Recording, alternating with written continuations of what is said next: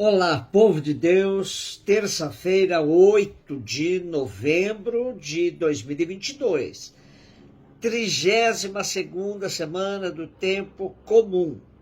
A nossa reflexão de hoje é a partir de Carta a Tito, 2, de 1 a 8, de 11 a 14, Lucas 17, de 7 a 10.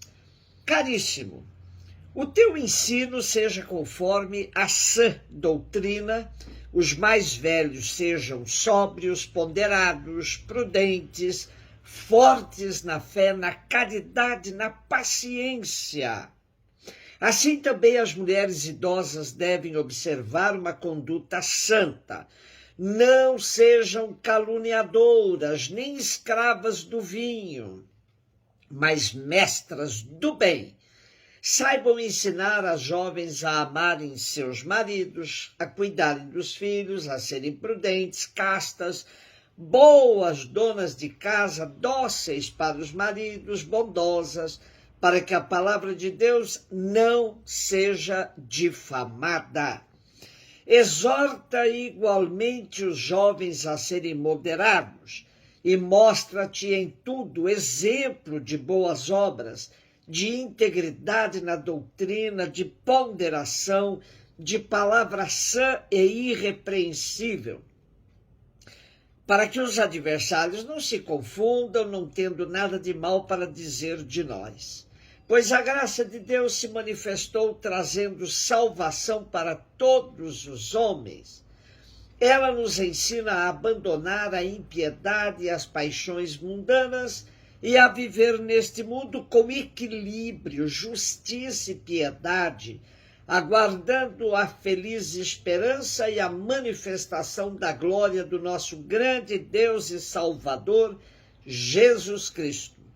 Ele se entregou por nós para nos resgatar de toda maldade e purificar para si um povo que lhe pertença e que se dedique a praticar o bem.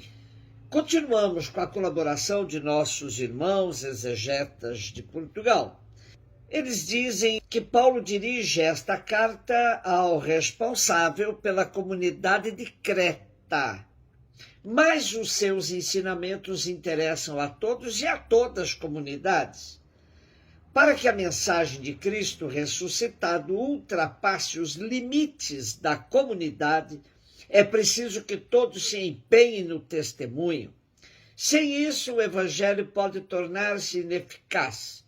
Na comunidade vivem categorias diversas de pessoas.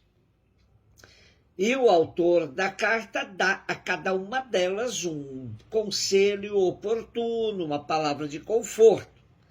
Recomenda aos anciãos e anciãs a sobriedade, um estilo de vida digno, perseverança na fé, generosidade no amor fraterno.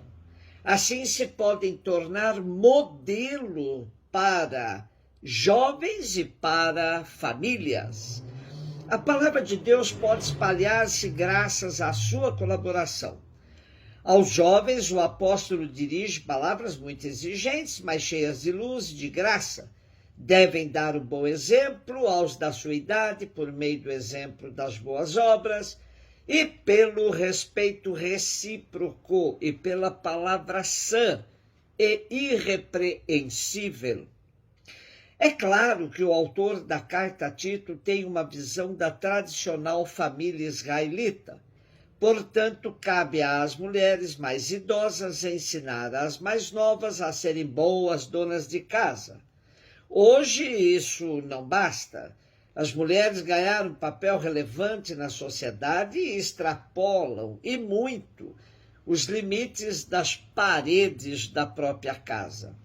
Mesmo assim, percebe-se que há uma motivação teológica para todas essas recomendações, para esse tipo de comportamento, programa de vida. E ele diz assim, o autor da carta: manifestou-se a graça de Deus portadora de salvação para todos, para nos ensinar a renúncia à impiedade e aos desejos mundanos, a fim de vivermos no século presente com sobriedade, justiça e piedade. Trata-se do evento salvífico de Jesus Cristo, isto é, do seu mistério de vida, morte e ressurreição.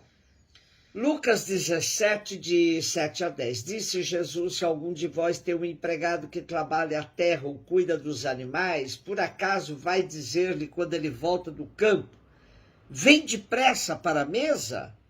Pelo contrário, não vai dizer ao empregado: prepara-me o jantar, cinge-te e serve-me enquanto eu como e bebo. Depois disso tu poderás comer e beber?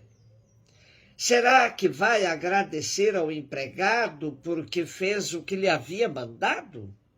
Assim também vós, quando tiverdes feito tudo o que vos mandaram, dizei: somos servos inúteis, fizemos o que devíamos fazer. Depois de ter falado da fé, Jesus dirige-se aos apóstolos e, por meio da parábola do servo, que pode ser traduzido por escravo até, recomenda-lhes que se façam empregados de todos.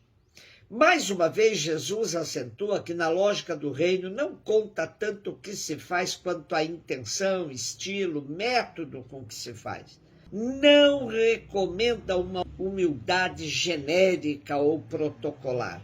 O que lhe interessa realmente é o que pensam e pretendem fazer os apóstolos quando se põem ao seu serviço e ao serviço da sua causa.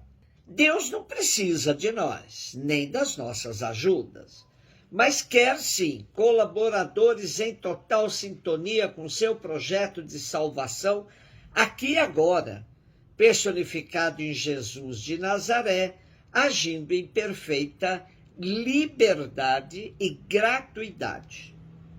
Servos inúteis, ou pode-se traduzir por servos comuns, simples ou até desnecessários, para que não pensemos que Deus dependa de nós.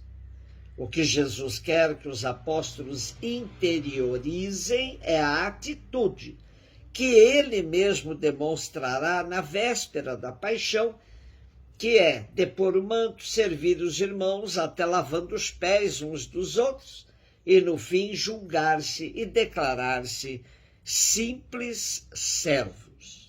Verdadeiramente, o que precisamos aprender de Jesus é essa atitude de servidores dos irmãos. O maior testemunho que a igreja pode dar ao mundo é exatamente este: ser servidora da humanidade. Tal testemunho faz com que a igreja ganhe crédito na sociedade, pois é por meio do serviço gratuito e desinteresseiro que os cristãos devem se apresentar, sendo assim discípulos daquele que veio para servir e não para ser servido.